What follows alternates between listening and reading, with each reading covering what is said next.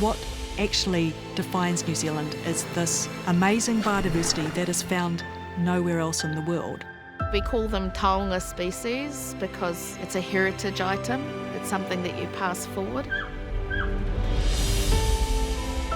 What happened in New Zealand was an evolutionary experiment that happened nowhere else in the world.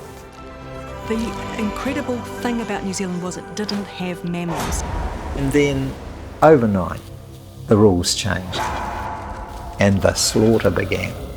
Waves of animals crept down the country and there was this trail of destruction.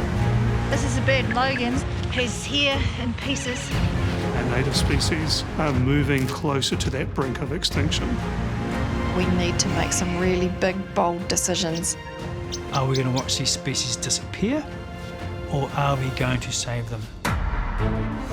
By 2050, every single part of New Zealand will be completely free of rats, stoats and possums. You'll start with the more easily defendable sites, on islands, on peninsulas. We've got 10 large landscape scale projects already underway.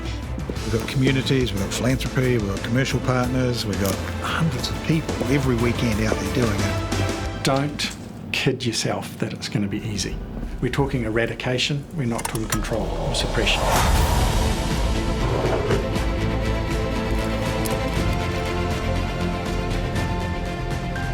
We can't afford to be any less ambitious than trying to be predator-free by 2050.